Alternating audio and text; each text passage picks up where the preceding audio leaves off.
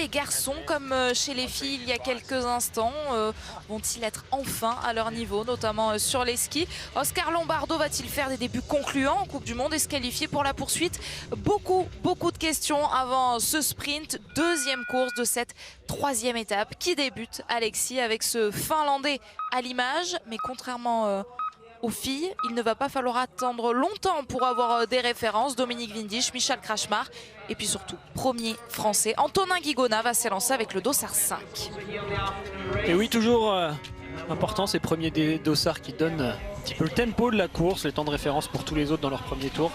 C'est toujours utile d'avoir des noms qu'on a cochés pour que les entraîneurs derrière puissent nous donner des informations sur notre allure, car on se rend pas toujours compte quand on est un petit peu livré à soi-même comme ça, là, quand on est en individuel.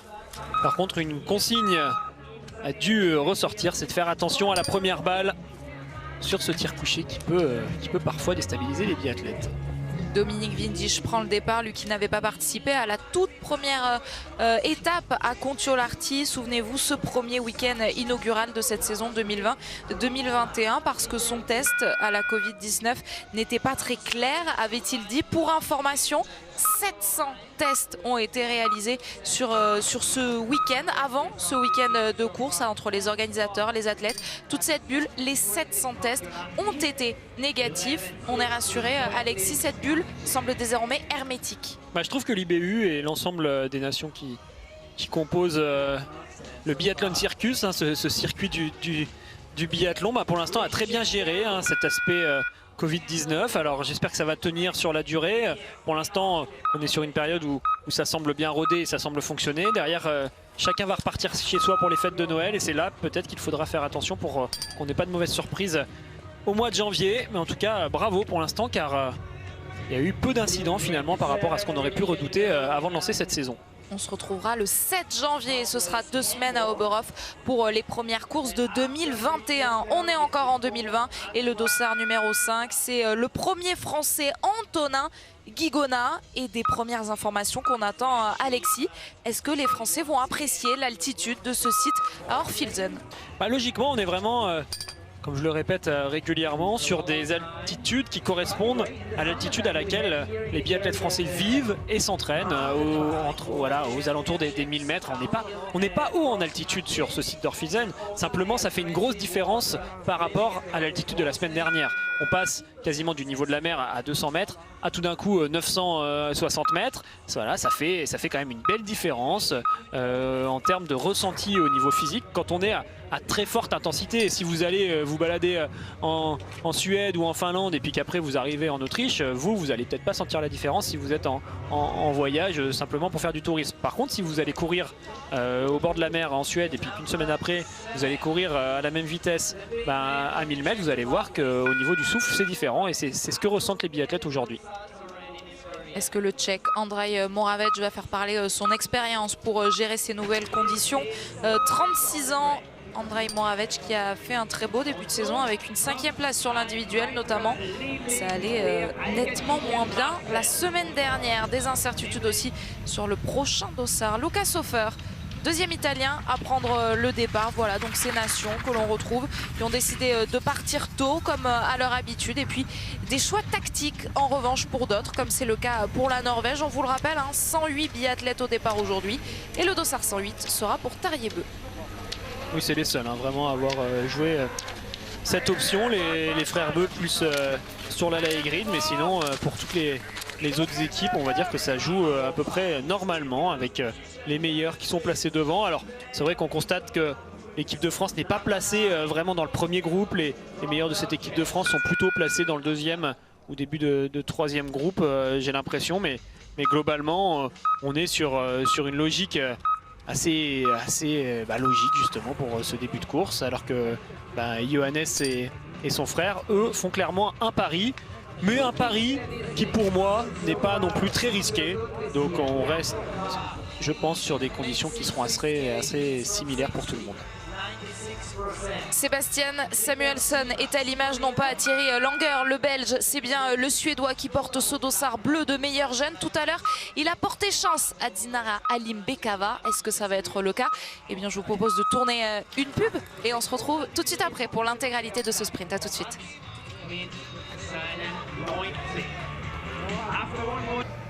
De retour à Orphilsen où nous sommes passés de la nuit finlandaise à la lumière autrichienne de 200 à 1000 mètres d'altitude. Pour notre plus grand bonheur, pour celui aussi des biathlètes français, eh bien c'est ce qu'on va voir tout au long de cette course, ce sprint masculin. Seul Antonin Guigona a pour l'instant pris le départ, il porte le dossard 5. Les premiers biathlètes sont en train d'arriver sur ce pas de tir et pour l'instant Alexis, on se laisse moins piéger que chez les filles, on a sans doute retenu certaines leçons. Ah oui, je pense qu'en regardant les filles tout à l'heure, les hommes se sont dit qu'il fallait vraiment faire très attention sur cette première balle et on le voit à l'image avec Kretschmar, là il a été bien prudent sur cette première balle qu'il réussit. Un petit mot sur la piste pour l'instant, c'est bien parti pour Antonin, il est vraiment dans le coup des meilleurs. Lucas Hofer est parti vite également, Samuelsson aussi. Voilà, les noms qu'on avait cochés sur ce début de start piste sont bien présents et justement Antonin va arriver sur le pas de tir dans quelques instants. Une fois qu'on aura quitté l'entraîneur tchèque, on est censé retrouver à l'image Antonin. Et pour l'instant, la réalisation passe sur ce portillon de départ avec Martin Ponsiluoma, très rapide la semaine dernière à Kontiolahti. Alors lui aussi, on attend des réponses. Est-ce que ça va se confirmer ici à Orphilsen alors qu'on a quitté les neiges scandinaves? Alors Antonin Guigona.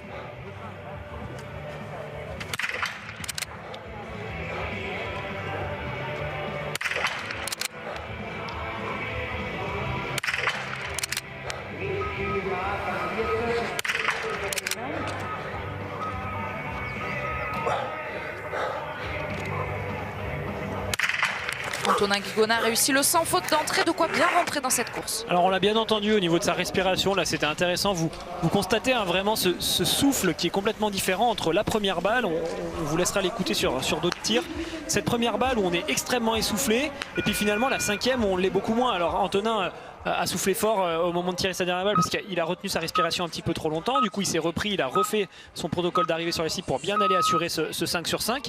Mais si vous êtes très attentif, vous vous rendrez compte à quel point l'essoufflement est différent entre cette première balle où on l'est vraiment beaucoup et puis la cinquième où on a pu beaucoup plus souffler.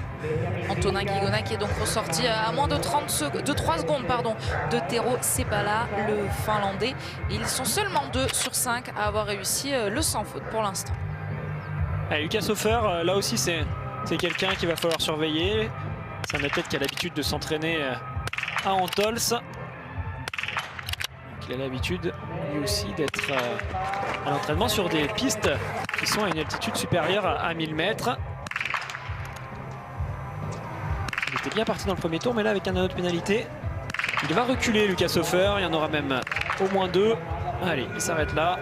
Et c'est déjà bien dommage ce début de course pour l'Italien. Et vous avez sans doute remarqué les balbutiements de la réalisation en nous montrant le portillon de départ. Et Arnd Pfeiffer qui ne s'est pas présenté. Arnd Pfeiffer donc qui n'a pas pris le départ de ce sprint. Ça c'est surprenant, effectivement, le fait que Arnd Pfeiffer ne soit pas là. Alors est-ce qu'il est malade, est-ce qu'il se sent moins bien, est-ce que c'est potentiellement quelque chose lié au Covid, bien sûr, c'est un doute qui va planer tout au long de la saison. On aura certainement des informations plus tard avec Tanguy qui est sur place. Samuelsson, allez, il est très rapide dans le premier tour, il est fort sur ce début de saison. Lui, il va faire partie des clients à vraiment surveiller sur ce premier tir.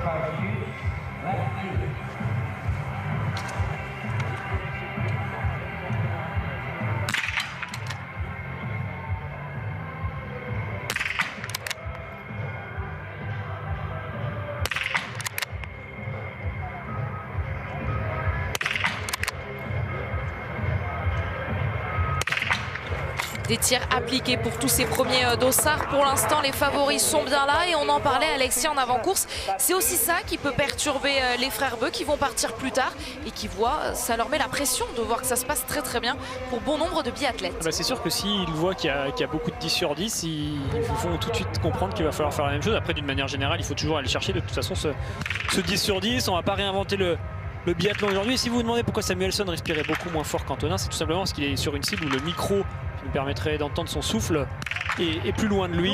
Alors qu'Antonin était installé à une cible où le micro était tout proche. Et je vous garantis que tout le monde souffle très très fort sur ce pas de tir lorsqu'on s'installe en tir couché.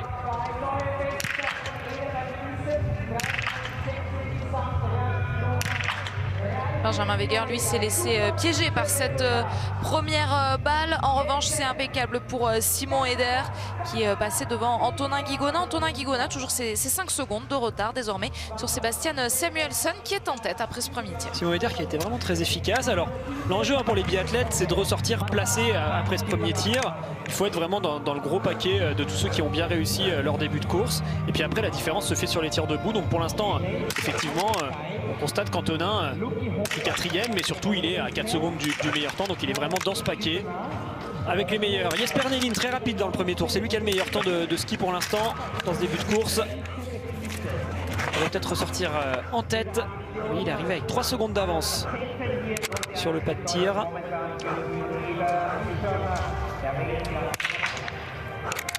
Deuxième français engagé, Simon Détieux a pris le départ. Vous l'avez vu, on arrive à la fin de ce premier groupe, le début du deuxième, où on va voir Quentin Fillon-Maillet, Emilien Jacquelin ou encore Fabien Claude prendre le départ dans quelques instants.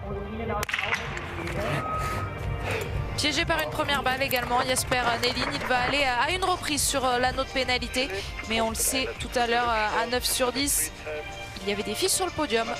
Il ne va pas capitaliser avec son beau premier tour. Finalement, Jesper Nelin avec cet anneau de pénalité. Oui, tout à l'heure, effectivement, il y a des filles qui ont skié très vite. J'ai l'impression que pour l'instant, c'est quand même plus serré là chez les garçons. Alors, il faudra voir à l'issue des tirs debout. Mais le niveau, pour l'instant, est bon là sur ces tirs couchés. Il y a pas mal de 5 sur 5 déjà. Il y en a 5. Avec en plus des athlètes qu'on doit surveiller. Loginov, lui aussi, est placé dans ce début de course. Alors non, justement, Loginov, lui, il est à 14 secondes. Oui, 11 secondes. Il a réaccéléré un peu sur la toute fin de tour. Il est à 14 secondes à l'intermédiaire, 2,3. Les Russes, oui, qu'on n'a pas beaucoup vu chez les hommes, ni chez les femmes d'ailleurs, sur ce début de saison. C'est un peu compliqué pour eux en ce moment, puisque Loginov va se reprendre.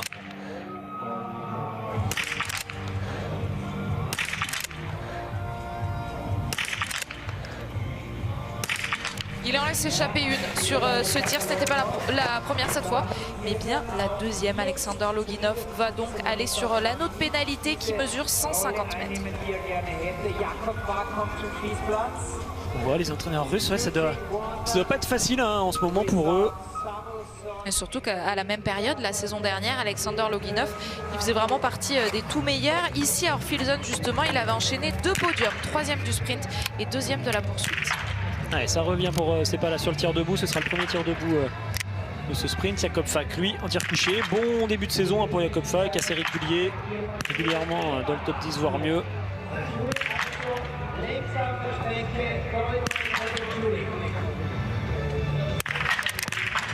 Et il n'a pas envie de le quitter, ce top 10, Jakob Fak. Il se donne les moyens d'un beau résultat aujourd'hui en commençant d'entrée avec ce sans faute.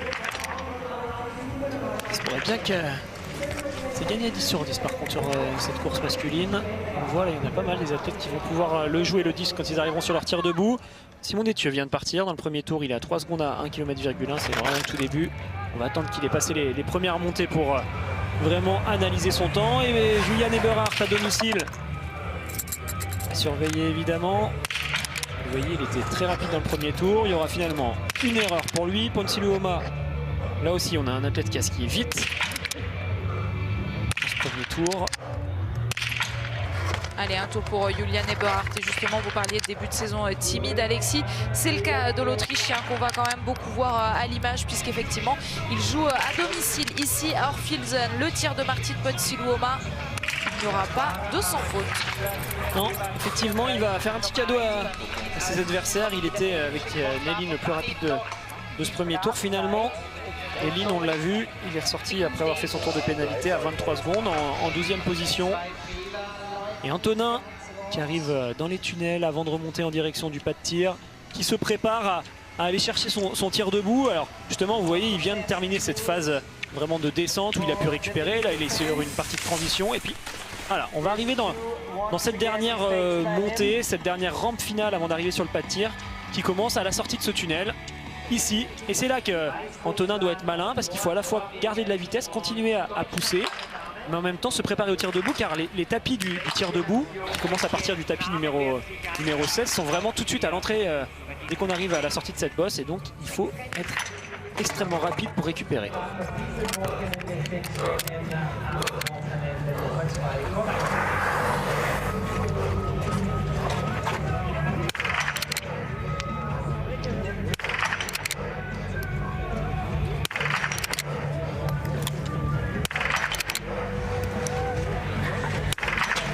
Et les coutumiers du fait, désormais Antonin Guigona, il avait déjà fait le 10 sur 10 sur le dernier sprint la semaine dernière. Et bien une nouvelle fois, c'est un sans faute derrière la carabine. Ah, c'est bien Anto, ça va bien lancer l'équipe de France tout de suite. Un 10 sur 10 pour Antonin qui va pouvoir ressortir en tête. Alors pas grand monde n'est passé sur cet intermédiaire.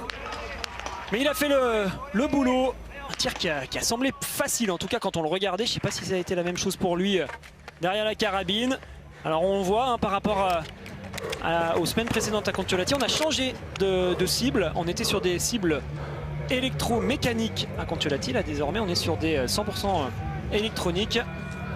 La palette ne bascule pas exactement de la même façon et ça c'est le genre de choses que les biathlètes doivent anticiper et appréhender. On le dit souvent, le biathlon c'est un sport d'adaptation. Il y a plein de petits détails qui doivent être ajustés en permanence. Le calvaire pour le Biélorusse Maxime Varabey à l'image, contrairement à sa compatriote Dinara Alimbekova qui s'est imposée tout à l'heure pour sa toute première victoire en carrière. La jeune Biélorusse qui prend la relève de Daria Domracheva. Il n'y avait plus de victoire biélorusse depuis mars 2018 à Tioumen. Et bien cette fois, elle a mis fin à ces années de disette pour la Biélorussie. Pas de quoi donc inspirer son compatriote, alors que le dossard numéro 7 de Andrej Moravec part sur l'anneau de pénalité. Alors on le voit, Antonin avec son 10 sur 10 n'est pas, pour l'instant j'ai l'impression, parmi les plus rapides à ski. Alors il faudra voir comment il va évoluer dans le dernier tour. S'il a bien géré sa course, il sera peut-être capable d'accélérer.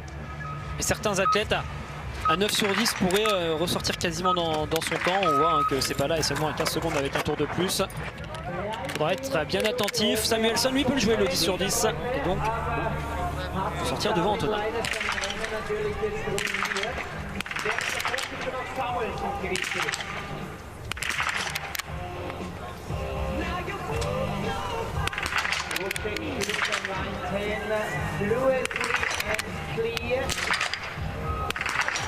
Quel athlète Sébastien Samuelsson après sa première victoire la semaine dernière, c'était sur une poursuite. Il se donne les moyens d'aller chercher encore un très beau résultat sur ce sprint. C'est 10 sur 10. Et bah ce dossard bleu qui apparemment donne des ailes. Ouais, donne des ailes, fait pousser des ailes à ceux qui le portent. 15 secondes d'avance sur Antonin. Il va falloir cravacher dans le dernier tour, mais il a quand même une belle marche sur le français. Attention à Simon Eder qui a tiré très bien et très vite. C'est toujours fascinant de le regarder tirer, Simon Eder. Regardez à quel point il est capable de s'installer, de tirer rapidement. On va voir ce que ça donne en termes de score. Donc on va continuer avec Samuelsson. Samuelsson qui, tout comme Alimbekova, semble avoir franchi un cap cette saison. Et c'est là désormais la difficulté pour les frères Beu. C'est de se rendre compte que Samuelsson a fait la course quasi parfaite et donc ça va pas être facile de le battre. On a pu admirer la rapidité de Simon Eder qui en plus réussit un 5 sur 5 qui va toutefois ressortir derrière Sébastien Samuelsson. Simon Détieux à droite de votre écran pour bien commencer cette course et cette fameuse première balle une nouvelle fois. Donc cette fois c'est Simon Détieux qui en est la victime et qui va aller sur l'anneau. Allez, on va dire une erreur acceptable aujourd'hui pour la plupart des biathlètes. C'est sûr que ceux qui réussissent ce 10 sur 10 s'en sortiront mieux, mais Simon a répondu quand même présent sur ce tir, j'ai l'impression. Par contre désormais il le sait, s'il veut espérer quelque chose, il n'aura absolument pas le droit à l'erreur sur son tir debout. Et oui, Samuelsson avec un 10 sur 10, je tiens quand même à le dire parce que c'est important, va forcément envoyer un signal fort aux frères Beu qui eux partiront très tard dans cette course. Et qui désormais le savent, s'ils veulent exister, il va falloir faire du très haut niveau. Car Samuelsson a réussi à le faire. Et oui, on vous le rappelle, si vous nous rejoignez seulement maintenant, Johannes Beu partira avec le dossard 89. C'est seulement le dossard 46 d'Eric Lesser qui vient de prendre le départ à l'instant. Tarjei Beu, lui, partira encore plus loin, dossard 108. Dernier dossard d'ailleurs de cette course. Les deux frères Beu ont choisi ce dernier groupe, le groupe numéro 4, tout comme également leur coéquipier sur la fly grid. Quant à nos Français, Quentin Fillon-Maillet est parti avec le dossard 45. On attend dans moins d'une minute maintenant le départ d'Emilien Jacquelin, dossard 49. Grosse réaction d'arme là pour Jesper Nelin au moment où il a raté la troisième. Il y aura finalement un 8 sur 10 pour lui. Il était dangereux hein, pour tout le monde. Jesper Nelin aujourd'hui il va très vite en ski, mais finalement avec ses 2 fautes, il devra se contenter peut-être d'une place d'honneur. Benedikt Doll pour l'Allemagne. Lui aussi on attend mieux hein, par rapport à ce qu'il nous a présenté sur le début de la saison. Je pense que Benedikt Doll aujourd'hui il aimerait bien monter sur le podium. Il a été champion du monde du sprint ici il y a quelques années. C'est une piste qu'il aime bien.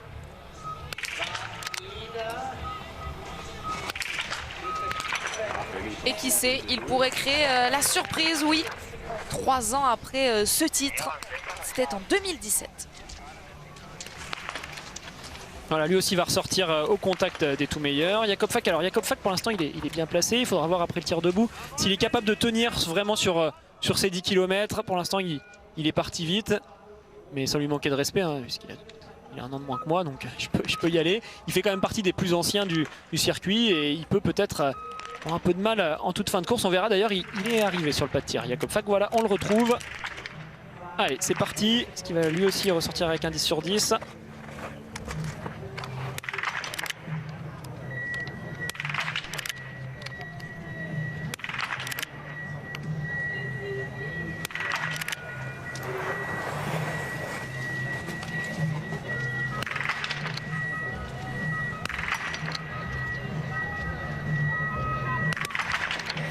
Deux erreurs et il a perdu du temps en plus le Slovène pour tirer cette toute dernière balle, alors qu'on a vu Benedikt Doll ressortir 3e lui du premier tir. Justement, en parlant d'allemand, Tanguy, vous avez l'explication concernant l'absence aujourd'hui d'Arne Pfeiffer? Oui, il est tout simplement rentré en Allemagne au chevet de sa femme qui est enceinte et qui a des grosses douleurs d'estomac, donc voilà, family first. Merci Tanguy pour ces explications. Arne Pfeiffer qui aurait dû partir donc avec le dossard 22 et qui n'est pas au départ de cette course aujourd'hui, contrairement à nos Français Quentin Fillon-Maillet, Emilien Jacquelin et Fabien Claude il y a quelques secondes ont pris le départ. Oui, on le salue Arne Pfeiffer, on espère que tout ira bien pour lui et sa compagne. Ponsi Luoma sur ce tir debout, vous le voyez, hein, malgré un tour de pénalité, il reste quand même très dangereux s'il ressort avec un 5 sur 5, il faudra le surveiller dans le dernier tour. Et bah finalement, comme son compatriote Jesper Nelin, il n'y aura pas mieux que 8 sur 10 et ni même que 7 sur 10. Dommage hein, pour Ponsi Luoma, c'est vraiment un athlète qui a franchi un cap physiquement et avec un peu trop d'erreurs sur ce début de saison, bah, il loupe des gros coups, on l'a vu hein, réussir une fois à Kontiolahti. Par contre il aurait pu faire beaucoup mieux de manière plus régulière et finalement à chaque fois il y a des petites erreurs en trop. Les encouragements du staff de l'équipe de France autour d'Antonin Guigona qui va passer cette ligne d'arrivée et nous offrir très certainement le temps de référence de ce sprint. Première course de ce 3e week-end ici à Orphilsen. Allez jusqu'au bout, Antonin jusqu'au bout de ses forces. Oui, c'est lui qui est donc premier après le passage de 4 biathlètes. Une belle course de la part d'Antonin. Après, est-ce que ça va suffire pour le podium? J'ai bien peur qu'aujourd'hui Antonin malheureusement soit un tout petit peu juste à skier. En tout cas, j'espère clairement me tromper. On va analyser tout ça. On voit qu'à l'intermédiaire 7,8, il est actuellement 3e. Simon Eder est toujours devant lui. D'ailleurs, Simon Eder vient de passer à l'intermédiaire suivant avec seulement 1 seconde d'avance sur le Français. Donc attention, Antonin a terminé plus fort apparemment que Simon Eder. Peut-être que l'Autrichien terminera derrière. Par contre, pour l'instant, celui qui a fait la différence, il est là à l'image. Samuelsson, lui, a une belle marge sur Antonin. Des temps de tir et des temps de ski surtout, pardon, qu'on débriefera évidemment tout au long de l'après-course autour de Messaoud Benterki. Notez qu'on reste en mode biathlon jusqu'à 17h30 sur la chaîne L'équipe. Et puis à 17h30, ce sera l'heure du foot avec l'équipe d'Estelle présentée par Grégory Hacher ce soir avec beaucoup d'actualités autour des droits télé dans le football français. Vous le savez peut-être, des présidents de clubs pourront témoigner ce soir donc autour de Grégory Hacher dans l'équipe d'Estelle. 17h30. Avant ça, on découvre également cette piste. Alexis et ses 10 km à parcourir pour les hommes, une boucle donc de 3 km 3. Et là on a vraiment Simon Eder qui est dans la partie la plus difficile de cette piste. On est tout en haut, au sommet, à l'endroit le plus loin par rapport au pas de tir. On vient de faire une montée assez raide et derrière il faut continuer à pousser très fort sur ces plats montants. c'est là qu'en général les athlètes font la différence entre ceux qui sont très en forme et ceux qui sont un peu justes. Donc je le disais, Antonin pour l'instant est passé en tête, il va se faire doubler par Samuelsson, ça c'est sûr. Eder va peut-être finalement finir derrière lui. Mais on le sent, hein, il y a une belle course pour Antonin. Après ça va se jouer à rien du tout pour pouvoir rester sur le podium. Il reste encore beaucoup de monde, on sent que c'est très serré. Ça va être la même chose pour Samuelsson. Est-ce que le fait qu'il soit en tête maintenant va tenir jusqu'à la fin? On est loin de savoir le résultat. Ouais, rester sur le podium, on va le voir tout au long de la course pour Antonin Guigona, mais rester à la première place, c'était mission impossible face à cet homme-là, Sebastian Samuelsson, le meilleur jeune au classement général, qui est tout simplement le dauphin de Johannes Beu sur ce classement, ce qui lui vaut ce dossard bleu et ce qui lui vaut donc aujourd'hui la première place. Le temps de référence, en tout cas pour l'instant, 7 biathlètes ont passé la ligne d'arrivée. Sebastian Samuelsson est en tête. C'est pas lui qui a le meilleur temps de ski, Samuelsson. Lucas Hofer vient d'arriver et il lui met 6 secondes en temps de ski. Mais il est quand même très rapide avec un 10 sur 10 pour l'instant. Logiquement, il est devant. Alors est-ce qu'on a des athlètes derrière qui vont être capables d'aller eux aussi chercher ce 10 sur 10 et qui vont aller plus vite? Ben, pourquoi pas attendre de voir ça avec Quentin qui vient de s'installer sur son tapis pour son coucher.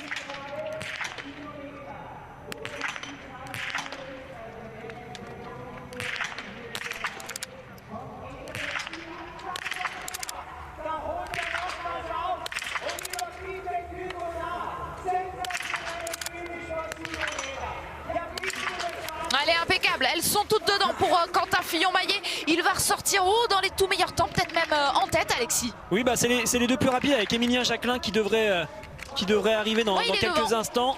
Ils sont tous les deux les plus rapides de ce premier tour. Alors de ce premier tour, pardon, Jesper Nelin était rapide aussi, mais voilà, on voit que Emilien et Quentin sont très bien partis. Quentin réussit un beau premier coucher, c'est parfait, il ressort avec 5 secondes d'avance.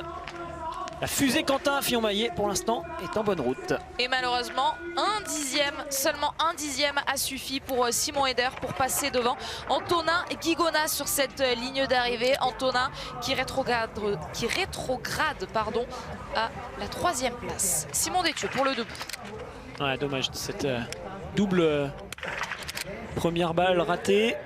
C'était le cas sur le tir couché, c'est le cas sur cette première debout. Allez, Simon. La difficulté dans ce tir pour Simon Détieux. Décidément, journée compliquée pour l'instant pour Jean-Paul Giacchino derrière la jumelle de cette équipe de France. 3 balles sont dehors. Oui, pour Simon, ça va être compliqué hein, désormais d'exister dans cette course. 3 tours de pénalité à aller faire. Ça va être très long pour lui. Il va se retrouver loin derrière. Il va falloir qu'il s'arrache en plus pour vraiment essayer de rester dans les 60 premiers pour la poursuite. C'est dommage, on attendait pas du tout ce résultat sur le pas de tir pour Simon. On vous annoncera bien sûr sa sortie de son anneau de pénalité. Et on va par contre se réjouir voilà, d'Emilien et de Quentin, de Fabien également qui sont partis très vite. Et Emilien Jacquelin qui est sur ce pas de tir.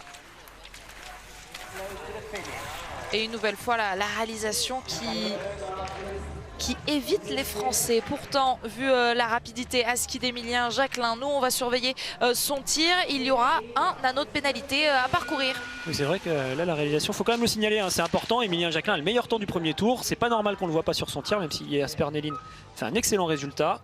Voilà, c'est pas être chauvin que de le dire. Hein. Jesper Nelin joue la 8e place, Emilien Jacquelin a joué à ce moment-là la première. Bénédicte Doll, lui, il la joue justement la première place. Avec pourquoi pas un 10 sur 10 à aller chercher. Ça commence bien pour l'Allemand, malheureusement une faute.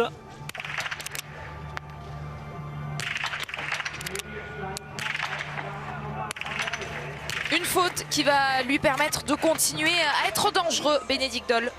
Oui, on va surveiller sa sortie du pas de tir. Par contre, on le comprend bien, un 110 sur 10 aujourd'hui. C'est dur de jouer tout devant. Allez, on va surveiller Fabien, lui aussi qu'on n'a pas à l'image et qui a pourtant, tout comme Emilien, le meilleur temps du premier tour. L'image qu'on vous met à droite, hein, c'est l'image qu'on va chercher avec notre réalisation interne. C'est pas la réalisation internationale et ça, c'est pas très normal. Et en plus, la réalisation internationale pourrait s'en mordre les doigts, puisqu'attention, il y aura peut-être un résultat. En tout cas, une belle sortie de ce premier tir pour Fabien Claude. On va vérifier sur nos analytiques. Bah oui, tout simplement, il sort en tête. Oui, alors la réalisation, elle est allemande. Hein. Il n'y a pas besoin de chercher bien loin. C'est pour ça qu'on a Eric Lesser à l'instant à l'image, qui va passer à l'intermédiaire, lui aussi très bien classé. Mais donc, comme vous venez de le dire, Anne-Sophie, c'est pour l'instant 2 Français qui sont en tête à la sortie du tir couché. Fabien Claude, 3 secondes devant Quentin Fillon-Maillet. Et Emilien, lui, est ressorti 10e, juste derrière le temps d'Antonin. Et on va quand même aller vous donner la sortie de Simon Détieux qui est sorti à 1,24 avec ses 3 tours supplémentaires.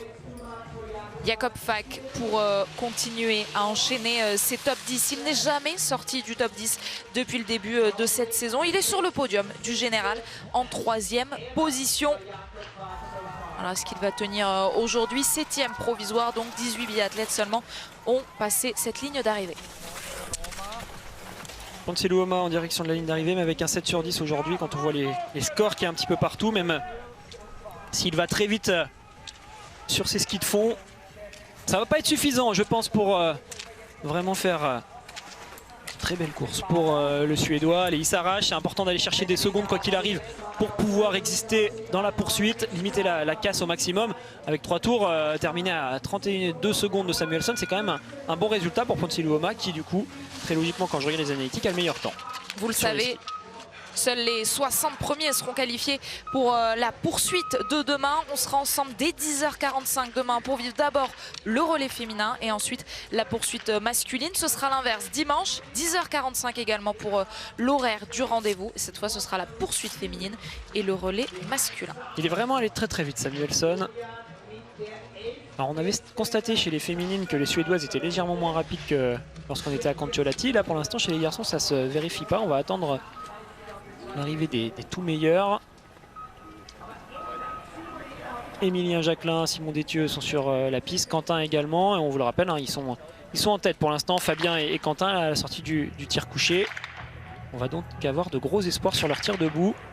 Alors que dans le portillon de départ, c'est un Norvégien, Erlen Bjørntegard, le dossard 72. Il n'est toujours pas question des frères Bø. Johannes Bø porte le dossard 89.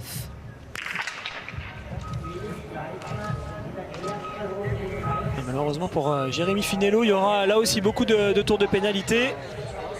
On sent quand même d'une manière générale la réalisation qui ne sait pas trop où regarder. On est souvent sur les plans d'entraîneur. Ça y est, on le retrouve. Fabien Claude, qui donc est en tête pour l'instant dans le 2e tour.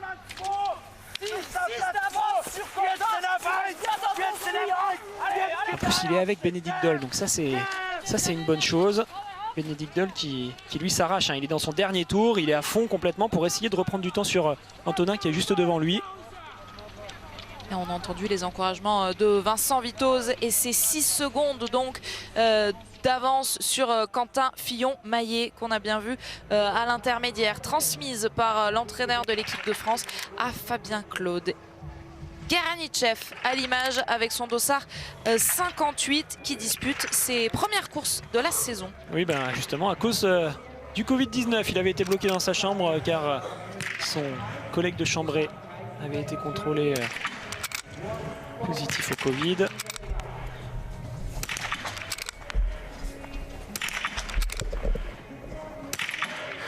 Bien pour une première course, les premiers repères sont bons. Garanitchev réalise le sans faute. Mais il va ressortir quand même avec pas mal de retard, hein. Déjà quasiment 20 secondes, même ouais, au moins 20 secondes.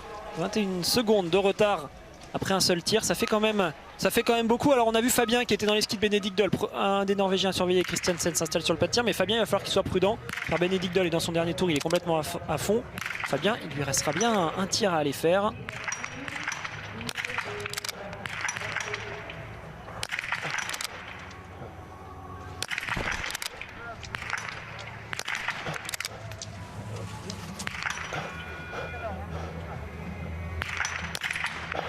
Une erreur pour Vetle Christiansen. Allez, la porte est ouverte pour les Français pour aller chercher le 10 sur 10 pour Fabien Claude et Quentin Fillon-Maillet que l'on attend sur ce pas de tir. Ils ont les dossards 45 et 51.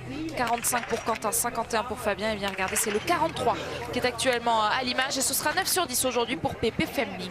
Lui aussi rapide comme toute l'équipe suédoise, hein, ils sont là. Ils sont costauds sur les skis, par contre il y a eu pas mal d'erreurs. Allez Quentin, c'est maintenant que ça se joue. Pourquoi pas pour aller prendre la première place provisoire.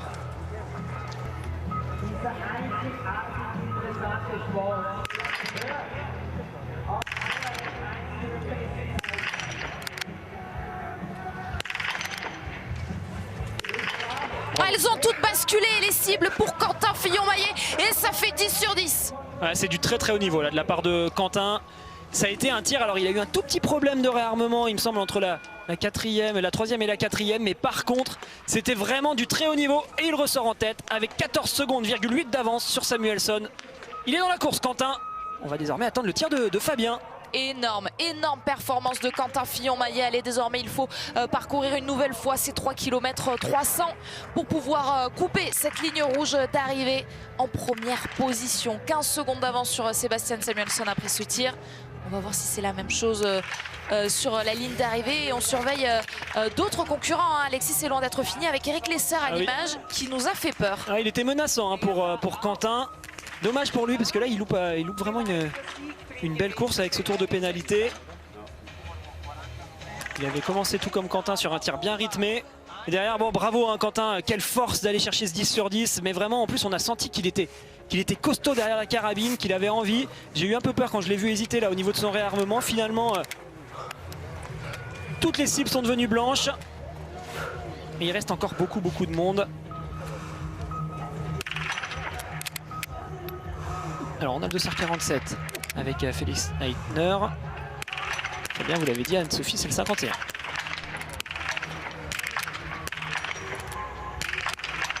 Et attention à Félix Leitner, déjà la saison dernière, il avait réalisé le 10 sur 10 ici sur ce site d'Orfilsen et il avait pu prendre une très belle 8e place. On va surveiller sa sortie alors qu'Emilien Jacquelin, me semble-t-il, vient de s'installer. Alors Emilien avait tourné en début de course, il réussit un 5 sur 5, il va se replacer clairement à la sortie de ce tir.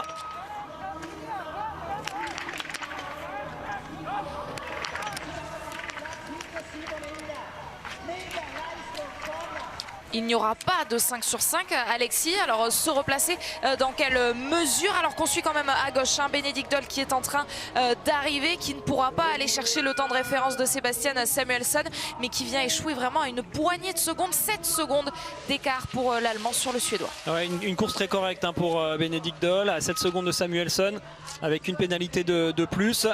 Ça va être intéressant justement de décortiquer tous ces temps de ski. Et Emilien, qui ne va pas se replacer finalement car il a dû aller faire un tour supplémentaire, mais on voit il est au contact, regardez il est seulement à 20 secondes avec 2 tours de pénalité, il skie très vite Emilien, ça va être intéressant de le suivre dans le dernier tour et c'est Fabien qu'on va regarder tout de suite car Fabien il joue le 10 sur 10 et il pourrait ressortir en tête s'il le réussit.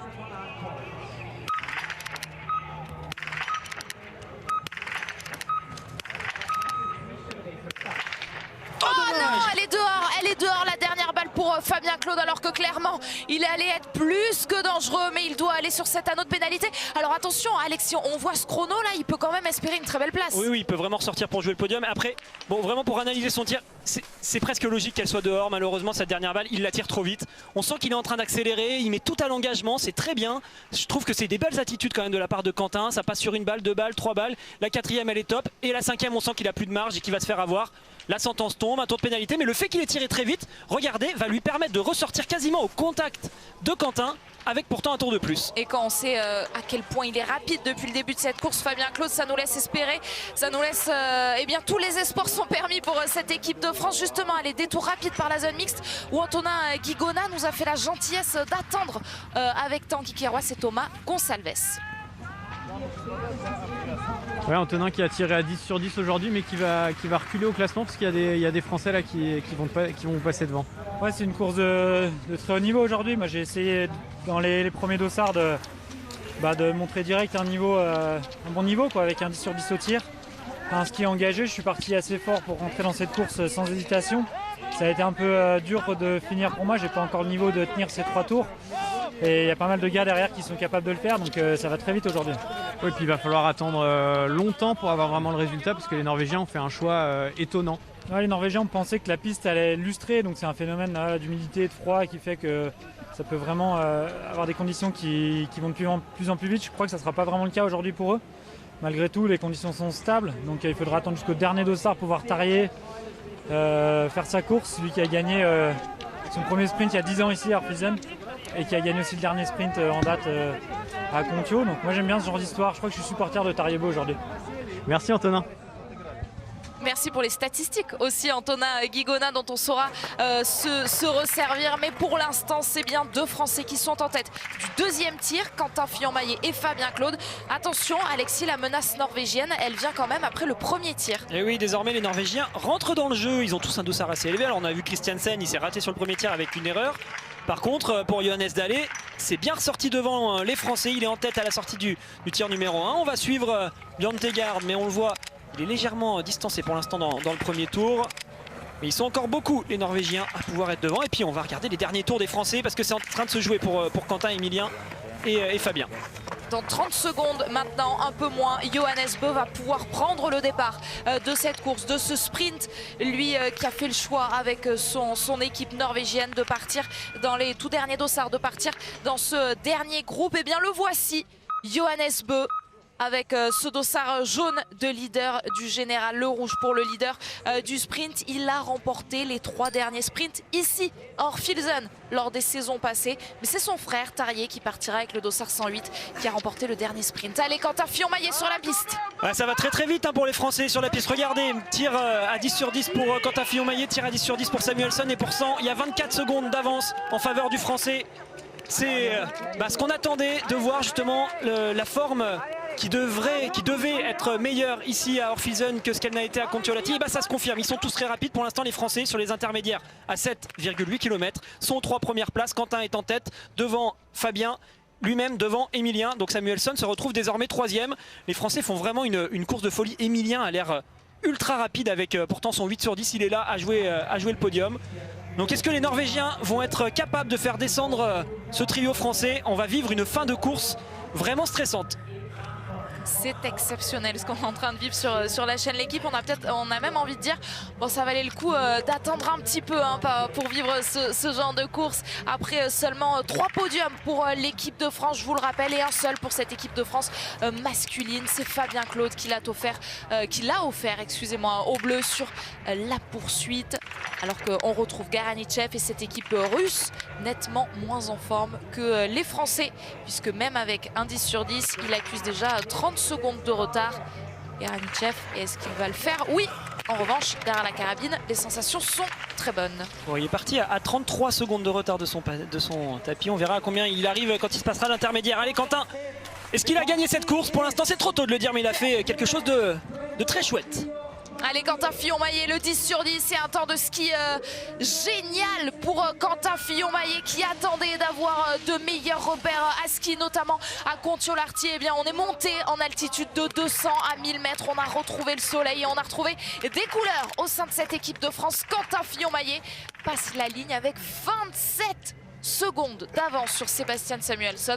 Ils ont pourtant tiré tous les deux à 10 sur 10. Ouais, sacré temps de ski pour Quentin Fillon-Maillet qui a le 2e temps de ski juste derrière celui de Ponsiluoma. Attention à Emilien qui est en train de perdre quelques secondes là malheureusement sur la fin du parcours. Samuelsson vient de lui repasser devant. Par contre Fabien lui aussi vient de passer à l'intermédiaire 8,6 et c'est Fabien désormais qui est 2e à 13 secondes de Quentin. Les Français sont toujours là. Christiansen avec un tour de pénalité ressort malgré tout bien placé. Ça veut dire que les Norvégiens ont l'air d'être bien dans le coup eux aussi. On va avoir un gros match. Quid des Allemands pour l'instant? Bénédicte Doll est sur ce podium provisoire, mais c'est sans compter sur l'arrivée d'Emilien Jacquelin, de Fabien Claude et peut-être d'Eric Lesser. Ce sera trop juste, non, pour cet Allemand, à l'image avec le dossard 46, pour passer devant son compatriote Bénédicte Doll. En revanche, pour aller chercher le chrono du local de l'étape, Simon Eder, oui, ce sera bon. Il est 4e provisoire, Eric Lesser. Il fait reculer également Antonin, et à 9 km, Emilien Jacquelin et Samuelsson sont dans la même seconde. Donc voilà, une fois qu'on a passé le dernier intermédiaire, il reste grosso modo une descente plus le sprint pour aller sur la ligne d'arrivée. Donc c'est là qu'Emilien doit essayer de se défaire du Suédois s'il veut rester sur la 2e place provisoire. En tout cas du côté de Fabien, pour l'instant il y a toujours une marge de 10 secondes d'avance sur la Suède. Félix Leitner porte le dossard numéro 47, c'est le 49 pour Emilien Jacquelin, c'est le 51 pour Fabien Claude. Ils sont partis à chaque fois avec 1 minute d'écart. Allez, Félix Leitner, lui, il passe la ligne d'arrivée, il fait reculer une nouvelle fois Antonin Guigona. Il est désormais le premier Autrichien. Il est là, Emilien, donc il faut rester bien concentré dans ce dernier virage qui peut parfois avoir des conséquences. Derrière, on prend à droite et là il va falloir faire un gros sprint parce que ça se joue vraiment à la seconde près face à Samuelsson. Va-t-il terminer 2e ou 3e? Réponse tout de suite. Jusqu'au bout, c'est les consignes que l'on vient d'entendre de la part du staff de l'équipe de France. Jusqu'au bout, jusqu'à la fin de cette ligne droite, jusqu'à cette ligne rouge d'arrivée pour Émilien Jacquelin pour passer devant le temps de Sébastien Samuelsson. Il sera derrière. Sébastien Samuelsson conserve cette 2e place. Émilien Jacquelin, 3e provisoire. Attention à Johannes Dalé qui lui peut ressortir dans les temps de Quentin.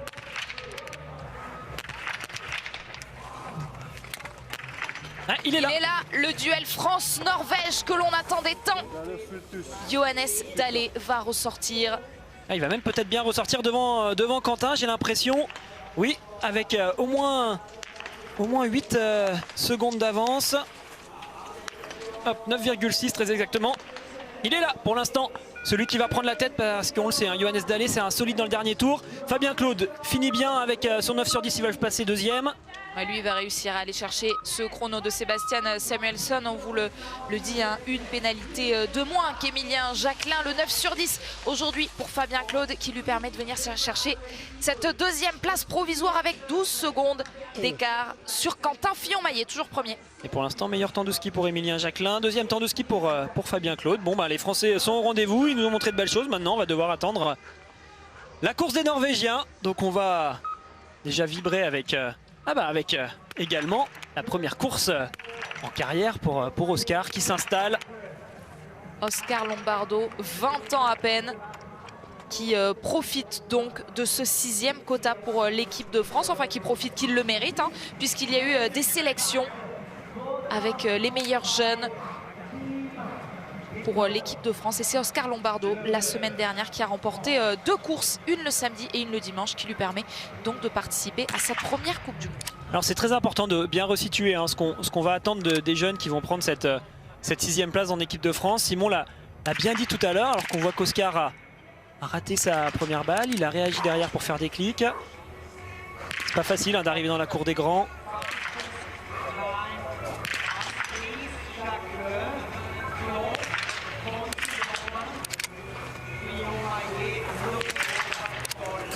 Une belle sérénité quand même derrière cette carabine. Alexis, on aurait pu imaginer qu'il s'affole. Il a réglé et il va donc aller tourner. Il a essayé de comprendre.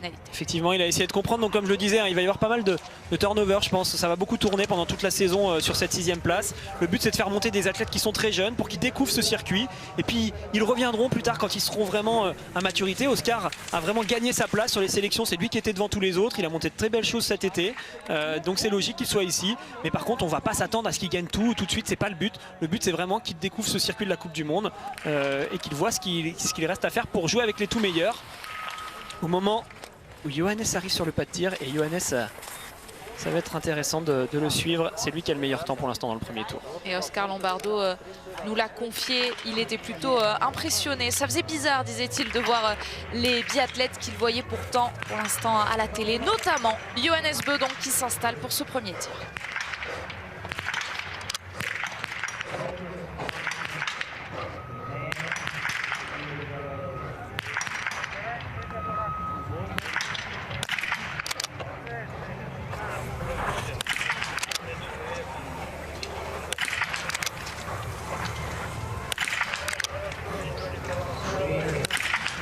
Toutes les cibles sont passées au blanc, mais il a eu de la chance. Et il s'en tire très très bien, Johannes. Toutes ses balles sont vraiment limitées à droite, dont une qui est quand même bien cordon. Pour les autres, ça effleure, mais c'était à l'intérieur. Donc il ressort en tête, mais il y avait vraiment 0 marge d'erreur possible pour Johannes. Ça passe en tout cas, c'est lui qui ressort en tête. Et on attend dans quelques minutes, et bien dans 1 minute maintenant, son frère Tarier Beu qui porte, on vous le rappelle, le dossard numéro 108 dans le portillon de départ. Actuellement, c'est Shane Doherty, l'américain, lui porte le dossard 106. Et dans le dernier tour, on va aller chercher les temps de Johannes Dalé qui pour l'instant est toujours en tête, hein, devant Quentin. Ils sont là, les Norvégiens. Pour l'instant, c'est eux qui semblent reprendre l'avantage sur les Français. On a vu les Suédois au début qui étaient devant. Derrière, l'équipe de France est arrivée et a tout raflé. Mais on le savait, il restait le plus dur. Les adversaires les plus redoutables, ils sont là avec leur combinaison rouge. Les Norvégiens sont bien présents. Johannes Dalé est en phase de prendre sur la ligne d'arrivée la première place provisoire avec un 10 sur 10. Il a de l'avance sur Quentin dans le dernier tour. Et Johannes Beu vient de ressortir avec un 5 sur 5 qui le place en tête à la sortie du tir couché. Johannes Dalé qui pourrait signer aujourd'hui le tout premier podium de sa carrière. Il n'a jamais fait mieux que 4e Et lui aussi pourrait être un prétendant très solide à ce dossard bleu, ce dossard du meilleur jeune, puisque Johannes Dalle n'a que 23 ans. Pourquoi la réalisation nous montre le portillon de départ? Eh bien parce que le dernier homme en lice s'y présente, Tariebeu, dossard 108. Tout est à faire. Et surtout, l'important c'est de rester concentré pour Tarier. Il sait que s'il veut être sur le podium aujourd'hui, il faudra tirer à 10 sur 10. Laegrid, son compatriote, vient de terminer son premier tir et il vient de réussir un 5 sur 5. Il sera placé à la sortie du tir couché.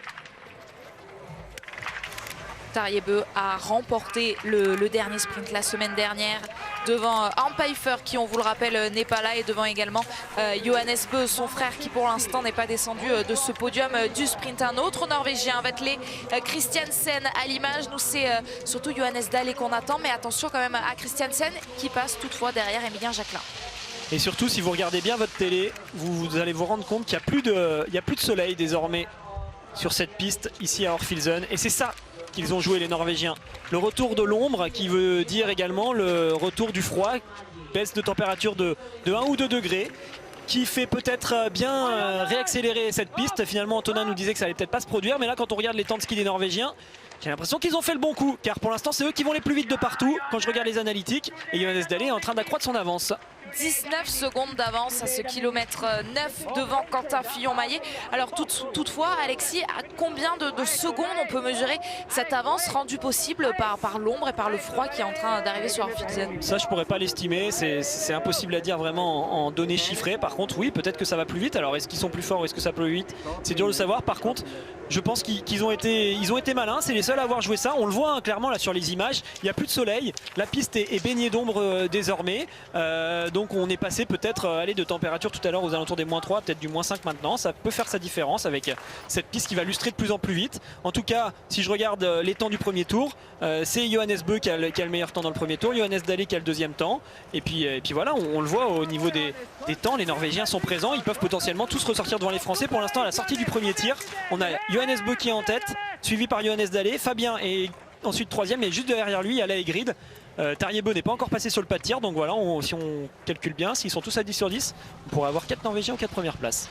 Pour l'instant, on suit cet homme, Johannes Dalle, qui est bien passé sur le tir debout avec un 10 sur 10. Johannes Bø n'est pas passé sur ce deuxième tir. Tarier sur aucun des deux, mais Johannes Dalle, sauf chute dans ses derniers mètres, va passer devant Quentin Fillon-Maillet. Quentin qui est en train de surveiller la fin de course de Johannes Dalle et qui va donc devoir s'y résoudre à être relégué à la deuxième place, puisque ce dossard 66 du haut de ses 23 ans va signer sans doute le premier podium de sa carrière et peut-être même la toute première victoire de sa carrière. On attend pour ça les derniers Norvégiens engagés. Ouais, le podium là, je pense bien qu'il va l'attraper, sinon ça voudrait dire que 3 de ses compatriotes lui passeraient devant. Mais bon, c'est encore possible avec Laegrid et les deux frères Bø. Attention, il reste quand même du monde, hein. Kuhn, on va pas l'oublier non plus. Alors il a quand même du retard hein, sur Johannes Dalle et sur Quentin Fillon-Maillet. Vous voyez, il va lui falloir encore 20 secondes pour terminer son tir. Plus derrière les 10 secondes pour aller à l'intermédiaire. Même avec un 5 sur 5, il ressortira avec du retard. Plus un tour de pénalité. C'est pas lui qui pèsera dans la balance aujourd'hui pour le résultat sur le podium. Ça fera même 8 sur 10. Il en a mis 2 à côté. La dernière était également dehors pour Johannes Kuhn. Alors qu'on voit les Norvégiens en train de se congratuler et beaucoup d'émotions très certainement pour Johannes Dalle. Ouais, c'est toujours, qui pense tenir ce premier podium. C'est toujours du stress supplémentaire quand on joue une tactique différente par rapport aux autres nations. Et pour l'instant, on voit que les Norvégiens en sortent vainqueurs. Nous, on n'a plus de cartouche française hein, pour l'instant. Les Français qui jouent quelque chose, ils ont tous terminé, ils sont là, ils sont bien placés. Hein. Pour l'instant, toujours deuxième place pour Quentin, troisième place pour Fabien. Donc on est simplement spectateur du résultat et de la performance des Norvégiens et voir si ça va tenir pour l'équipe de France ou non. Il est là, le dernier Français engagé sur cette piste. Oscar Lombardo, après ses 2 erreurs, il est sorti en 94e position du premier tir. Johannes Bø à l'image avec ses 3 dixièmes sur Johannes Dalle. Ce qui est un tout petit peu moins vite dans ce tour que Johannes Dalle. Alors il est renseigné, hein, Johannes Bø, donc il peut gérer son effort et et le caler par rapport à son compatriote qui est son adversaire du jour. Et quoi qu'il arrive, il faudra qu'il aille chercher un 10 sur 10, Johannes, parce qu'il arrivera sur son tir de but. Attention à ce dernier dossard si la piste effectivement réaccélère. Et Roman Ries qui commence bien sa course avec son dossard 101 et ce 5 sur 5 qui va lui permettre de ressortir dans les 30 premiers. On vous le rappelle, hein, l'objectif, faire partie de la poursuite qui aura lieu demain. La poursuite masculine, on sera ensemble dès 10h45 pour vivre le relais femmes et la poursuite homme dimanche 10h45 également, mais cette fois c'est inversé, poursuite femmes et relais hommes. Je vous donne un autre rendez-vous samedi juste après le biathlon, 16h20, le retour de la station L'équipe avec France Pierron et beaucoup de sport à vous montrer. Et voilà le dernier Norvégien qu'on attendait avec son dossard 108, il est là, Tarrier, lui aussi très rapide dans le premier tour. Bon bah voilà, on s'y attendait, on l'a. Donc comme je le disais, je ne peux pas vous dire si ça glisse mieux ou pas pour les Norvégiens, ça c'est impossible. La seule chose qu'on constate, c'est que la piste est à l'ombre désormais. Et donc que forcément, les températures ont dû s'abaisser un petit peu. Allez, ils sont encore 3 à pouvoir jouer la gagne. Laigrid et les deux frères Beu. Sturla Laigrid avec son dossard 92. Alors Laigrid a l'air moins bien. 4e au général. Ouais, il fait un début de saison quand même incroyable hein, par rapport à sa récente apparition sur la Coupe du Monde. Il est là, Johannes Beu. Allez, s'il veut battre son compatriote aujourd'hui, il faut aller blanchir ses 5 cibles, quoi qu'il arrive. Sinon, il sera derrière, je pense.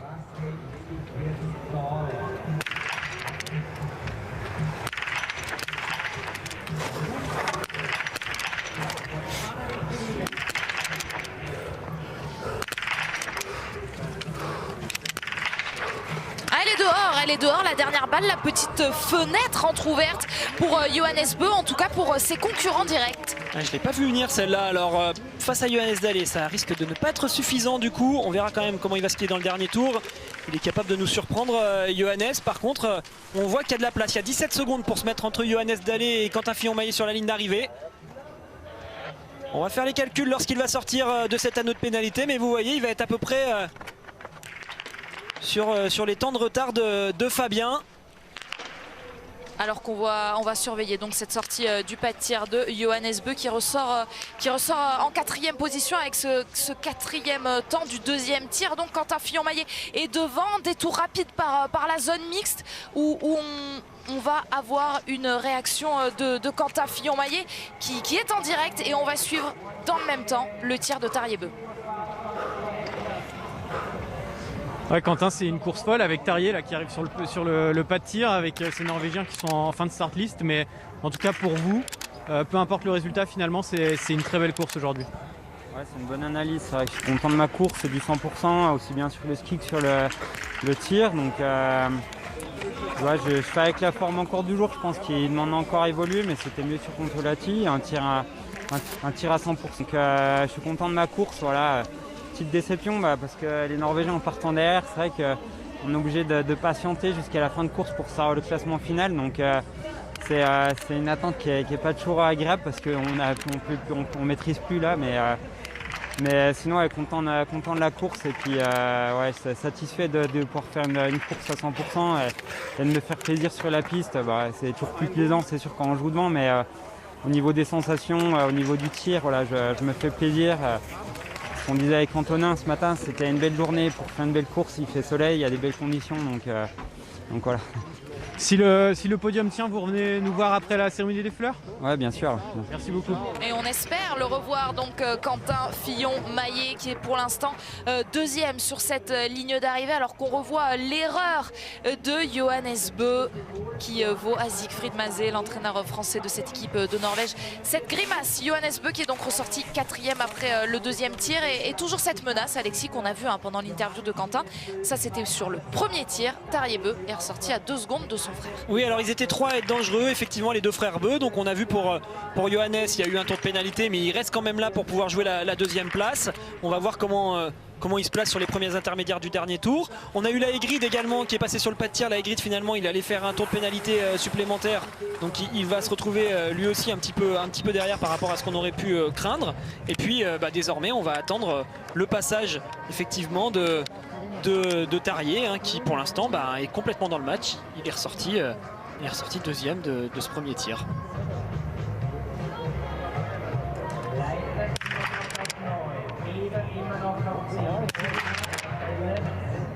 Alors qu'on voit le Suisse en direct à l'image, mais ce qui nous intéresse, c'est de voir ce qui va se passer sur cette piste. Johannes Beu sorti 4e donc du deuxième tour. Qu'est-ce que ça donne sur la piste? Puisqu'il y avait 22 secondes, mais ça c'est le retard sur Johannes Dalle, sachant que Quentin lui avait déjà 9 secondes de retard sur Johannes Dalle. Il y en a 17 sur la ligne d'arrivée entre le Norvégien et Quentin Fillon-Maillet. Pour l'instant, 2 Français sur ce podium, Quentin Fillon-Maillet et Fabien Claude. Et pour l'instant, au premier intermédiaire, Johannes est toujours derrière Fabien, donc il est toujours 4e. Johannes là dans le dernier tour, il a rien repris sur le Français. Ça se joue bien sûr dans la grande montée pour aller tout en haut de la piste. Là ensuite Tarrier qui lui est dans son deuxième tour pour bien resituer. Il lui reste encore un tir à Tarrier, donc pour l'instant voilà, il est en train de jouer le podium, mais il faudra bien sûr qu'il aille chercher un 5 sur 5, sinon ce sera plus compliqué. On va stresser jusqu'au dernier dossard. On l'avait bien identifié. Donc en parallèle, je vous rappelle les deux choses à suivre. Le deuxième tour est donc le dernier tir de Tarrier et le dernier tour de Johannes qui se bat actuellement face à Fabien et Quentin pour remonter sur le podium. Il est 4e, le Norvégien, et il vient de passer au 7,8. On l'attend désormais au 8,6 km, puis au 9 km. Un Norvégien qui a le sourire, vous l'avez sans doute reconnu, sans bonnet, sans combinaison, sans masque. C'est parfois difficile. C'était évidemment Johannes Dalle qui portait aujourd'hui le dossard 66 et qui va signer très certainement son premier podium de la saison, peut-être même sa première victoire de la saison. Pour ça, il va falloir attendre la toute fin de cette course. Johannes Dalle qui se bat aussi pour avoir ce dossard bleu de meilleur jeune. Pour l'instant, il est sur les épaules de Samuelsson qui, lui, est toujours 4e provisoire. Et Egrid va se battre pour le top 10. On le voit, il vient de passer 8e. Il est dans son dernier tour, lui aussi. Il a passé ses 2 tirs. Il est quand même régulier, hein, là, Egrid. Là aussi, il y a vraiment une belle révélation quand même sur ce début de saison. Alors, voilà, le résultat exceptionnel, sa victoire sur la première course, c'est quelque chose, mais tout de même, il est toujours là, placé dans le top 10. Et je guette vraiment avec attention les intermédiaires. Et Johannes Tingnes Beu, pardon, je mélange tout, est toujours derrière Fabien à 8,6. Donc pour l'instant, ça tient pour les 2 Français qui sont 2e et 3e. Il reste désormais 1 km 400 à parcourir pour Johannes. Et avant de le voir arriver, un mot sur le dernier Français engagé, Oscar Lombardo, qui a fait le plein sur le tir debout. Vous l'avez sans doute remarqué quand Johannes Beu est allé sur la note pénalité. Lui, il est reparti, Oscar Lombardo. Il est ressorti 77e du deuxième tir. Forcément, l'objectif pour lui, c'est d'être dans les 60 premiers pour participer à la poursuite. Eh ben, vous l'avez bien annoncé, il était là à l'écran, Oscar, il me semble. Ouais. Allez, Johannes, comment est-il? En gros, on vit le même dernier tour que ce qu'on a vécu sur la poursuite la semaine dernière entre Fabien et Johannes. Et pour l'instant, Fabien, comme la semaine dernière, est plus fort dans le dernier tour que Johannes, qui est en train de perdre du temps. Là, c'est surprenant, regardez, ça se voit à sa façon de skier qu'il n'est pas au mieux. Johannes, il est en train de souffrir, hein, ça va être peut-être trop juste pour lui, pour terminer finalement sur ce podium. Et ce serait vraiment fort de voir Quentin et Fabien rester comme ça 2e et 3e. Mais je vous le rappelle, il reste une belle menace. C'est le frère de Johannes, c'est Tarrier. Alors qu'on va surveiller Roman Ries. Et vous le voyez, il a quand même pas mal de retard. Il va lui falloir encore 15 secondes pour ressortir de ce pas de tir. Sacré course, hein, vraiment duel France-Norvège là qui bat son plein. Et ce serait un événement. Si Johannes Beu n'était pas sur le podium, ce serait la première fois de la saison, tout simplement. Lui qui a été 2e de l'individuel, 1er du premier sprint, 3e du deuxième sprint et 3e de la poursuite la semaine dernière. La dernière fois qu'il n'a pas été sur ce podium, c'était justement sur une poursuite où on avait vu 3 Français aux 3 premières places. Souvenez-vous, c'était la dernière course de la saison dernière. Johannes Beu avait terminé 4e. Alors, elle va arriver, cette ligne d'arrivée. Quelle place pour Johannes Beu? Johannes Dalle est premier, Quentin Fillon-Maillet 2e, Fabien Claude 3e. Est-ce que Johannes Beu est capable de leur passer devant? Moi je vois bien la 4e place là, pour Johannes. Quand on le voit dans la descente comme ça, ça m'étonnerait qu'il ait repris du temps sur Fabien qui a bien terminé. Il n'a pas rattrapé Oscar qui est devant lui. Je pense que ça va tenir pour l'instant pour les 2 Français. Allez, pour voir un doublé aujourd'hui peut-être sur ce podium du sprint d'Orphilsen, même si on va surveiller avec beaucoup d'attention son grand frère Tarjei qui n'est pas encore passé. On suit l'arrivée de Johannes Bö, il est bien à cette 4e place Alexis et il a bien 10 secondes, 12 même de retard sur Fabien Claude qui est toujours 3e, Quentin Fillon-Maillet toujours 2e. Il a perdu beaucoup de temps Johannes dans le dernier kilomètre, c'est surprenant et ça c'est vraiment typique d'un athlète qui est à la limite en termes d'état de forme. Quand on est au point de rupture comme ça, on perd du temps dans le dernier kilomètre parce que ça veut dire qu'on part en essayant de faire bonne figure, on tient, puis au bout d'un moment ça explose, on craque. Et c'est ce qui s'est passé sur la poursuite dans le dernier tour pour Johannes la semaine dernière, c'est ce qui se passe à nouveau sur ce sprint. Johannes là en temps de ski n'est pas infaillible, hein. Il n'a pas le meilleur temps de ski aujourd'hui, loin de là, il a le 6e temps de ski, alors ça reste quand même très correct, il est dans les meilleurs, il est juste devant le temps de ski de Quentin, mais on a eu peur sur la première course qu'il expose tout le monde à chaque course, c'est pas le cas. Il est dans le groupe rouge, dans les meilleurs, mais c'est pas lui qui fait la différence. Alors que son frère a l'air mieux. Ouais, que la Norvège avait joué ce coup tactique de partir dans les tout derniers dossards en espérant une réaccélération de la piste. Allez, Tarjei Bö pour aller peut-être contrarier les plans de son coéquipier Johannes Dahle et surtout ce podium où se trouvent pour l'instant 2 Français.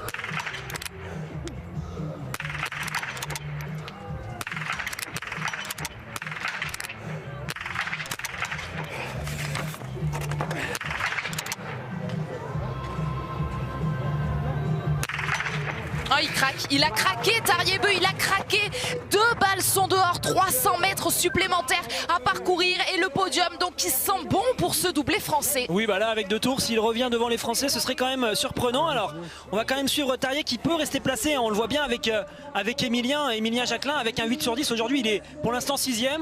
Donc il y a vraiment des places à prendre. Là Ygritte, il se battait pour le top 10, qu'est-ce que ça donne? 9e. Et oui, Tarjei, ben, finalement, c'est ça, hein, quand on part tout derrière, la difficulté, c'est de résister à la pression. Et il n'a pas tenu, comme vous l'avez dit Anne-Sophie, sur son tir debout. Alors, on va surveiller sa sortie à Tarjei Bö de cet anneau de pénalité. Regardez, il est actuellement dessus. Il doit être à son 2e tour, me semble-t-il. 2 erreurs sur ce dernier tir pour Tarjei Bö. Oui, regardez, ce chrono... Et ces 40 secondes sans doute à la sortie de cet anneau de pénalité. Tarjei Bö, 12e provisoire, 12e surtout à la sortie de ce 2e tir. Et qui a encore un tour de 3 km 3 pour essayer de gratter quelques places. Oui, pour rentrer dans le top 10, hein, Tarjei il est rapide. Vraiment sacrée course hein, de l'équipe de France. On a eu un beau duel entre les Norvégiens et les Français. Mais on le voit, bon, la victoire va être norvégienne avec Johannes Dahle.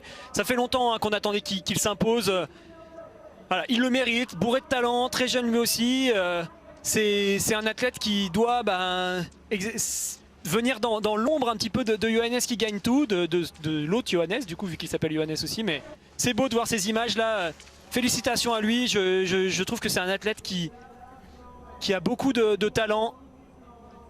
Et aujourd'hui, c'est une belle victoire pour lui. Et ces images sont très émouvantes.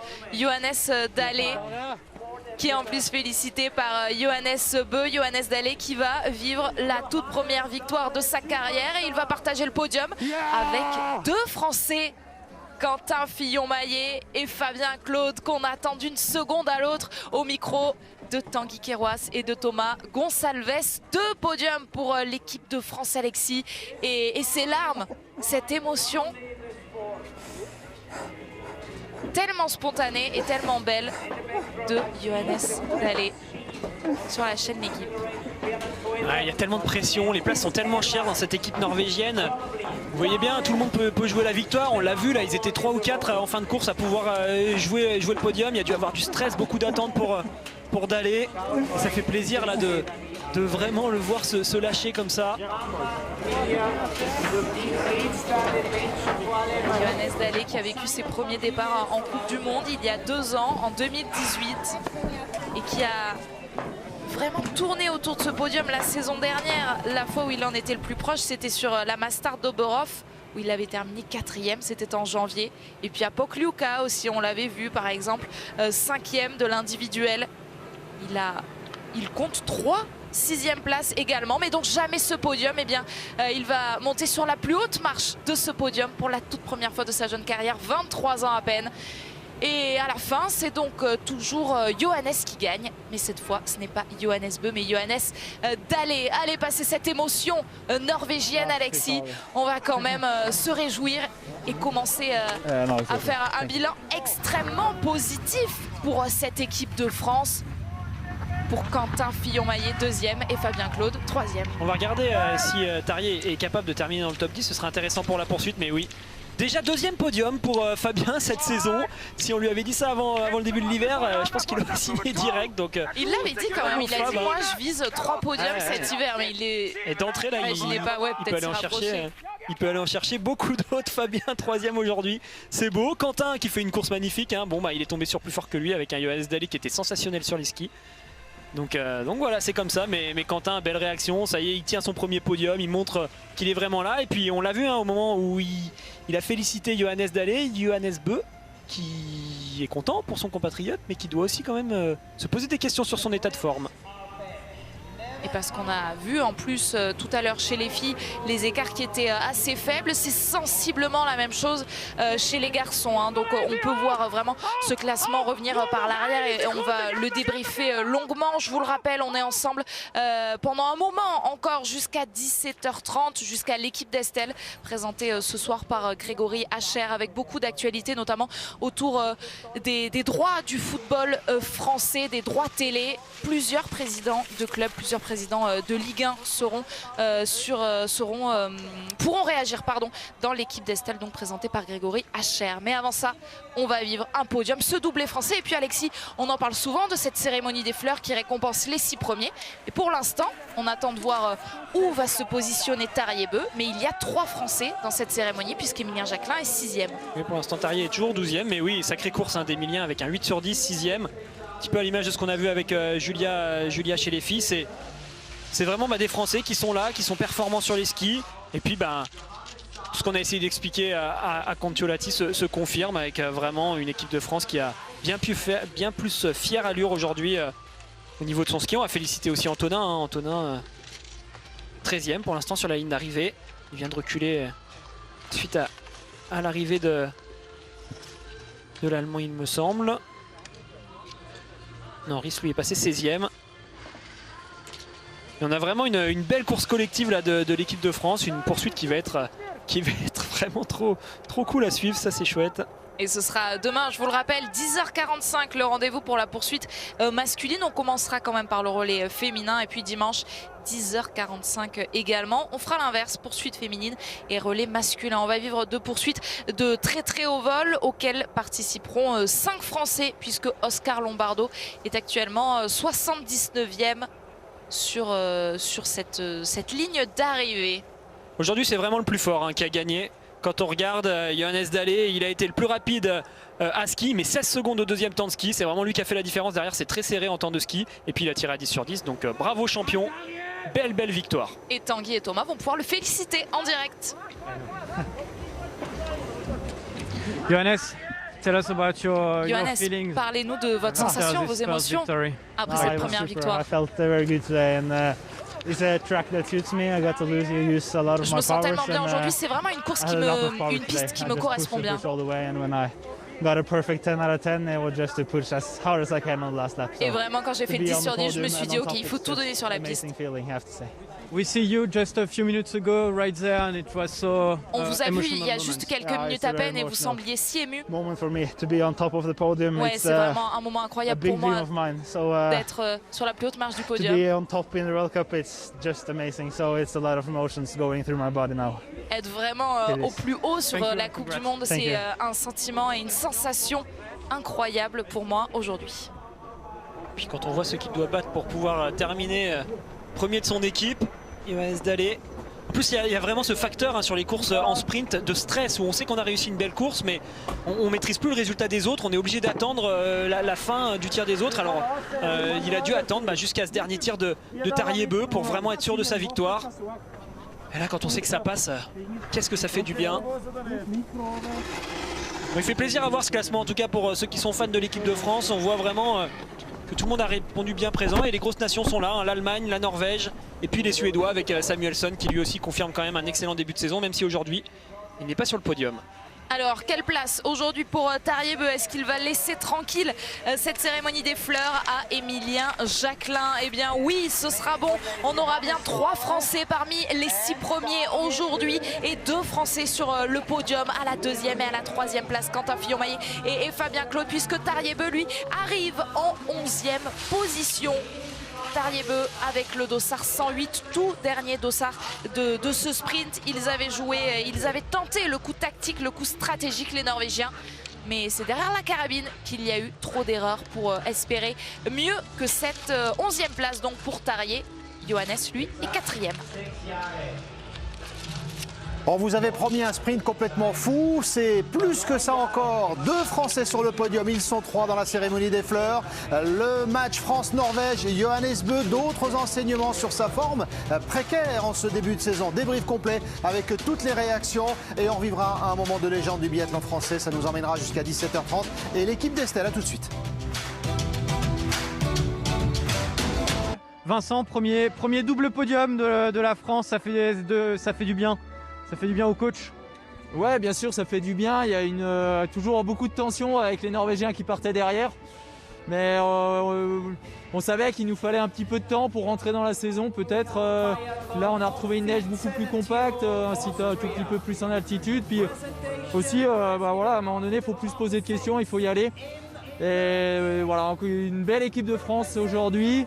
Et il y avait de la fébrilité un peu depuis Kontiolahti et ça va rassurer pleinement tous les gars. On a l'impression que c'est l'alignement de plusieurs tout petits détails. Alors effectivement, il y a peut-être les skis qui vont un peu plus vite aujourd'hui, il y a la forme qui s'améliore et puis il y a l'altitude qui joue en la faveur de l'équipe de France. Ouais, c'est plus Kontiolahti qui nous posait des problèmes par rapport à des petites sommes de petits détails, par rapport à la préparation qu'on a dû effectuer en restant en France en altitude. Mais je pense que le bénéfice, il est mis pour maintenant. Et une journée comme aujourd'hui, ça montre que des fois, il faut savoir être patient et que dans le haut niveau, c'est compliqué. Il suffit de quelques petits détails pour que la roue, elle tourne du mauvais côté. Là, la roue, elle a tourné du bon côté. On est tranquille pour les 2 semaines à Orpilzone normalement. Non, parce que chaque course, il faut repartir à zéro et le travail il doit être fait. On voit toute la complexité, notamment au niveau du tir, où la charge émotionnelle, elle va être présente. Fabien, sur son dernier tir, il rate la dernière balle. C'est pas non plus anodin. Il passe un cap, hein, il enchaîne 2 podiums de suite, c'est génial. Mais on voit qu'il y a une charge mentale énorme. Et derrière, il faut être capable de reproduire ces courses au très haut niveau. Et en tout cas, ça va faire du bien à l'équipe. Et puis demain, il y a une belle poursuite avec les gars qui sont placés et vraiment de quoi faire encore une belle journée demain. Merci, on vous laisse aller profiter du podium. Et nous, on en profite. Voici le vainqueur. On revivra ce temps tellement fort, les larmes de Johannes Dalle. Il va pouvoir profiter de cette victoire.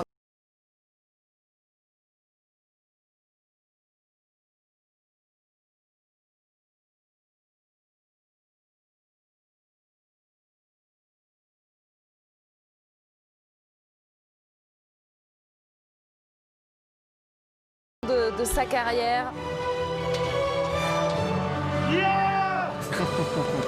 Et ce cri du cœur, ce cri de bonheur de Johannes, mais pas Johannes Bö. Toujours pas cette 50e victoire pour le leader norvégien, toujours en jaune dès demain sur la poursuite, une poursuite qui va être fantastique, hein. On l'a dit, mais vraiment, nos Français idéalement placés. Regardez, Quentin Fillon-Maillet, 2e, Fabien Claude, 3e, et puis... Et un autre Johannes qui va apparaître. Ouais, un autre Français, surtout dans cette cérémonie des fleurs.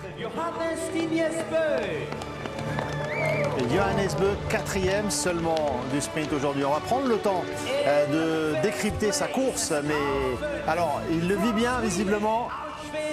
Et il salue Johannes Dalle. Et puis il va apparaître effectivement dans quelques instants Émilien Jacquelin. C'est beau le rebond d'Émilien Jacquelin après le relais.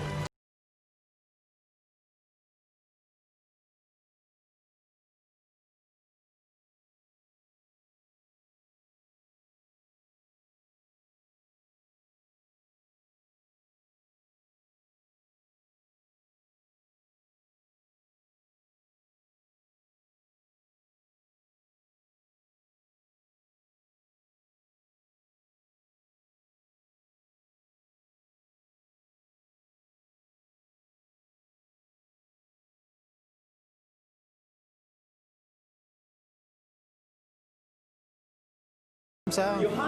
Je sais pas, en tout cas, je trouve que c'est très bien filmé avec ces mouvements de grue là. C'est autre chose que contre l'arty. Ouais. Ouais, vraiment.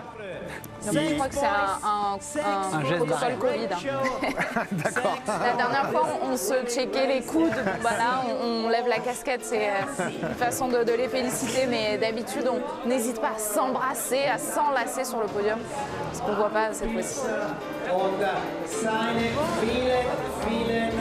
Ce podium, c'est le plus beau depuis le début de cette nouvelle saison. Et regardez l'équipe de France qui est toujours là pour regarder ce qui se passe du côté de cette cérémonie, Alexis.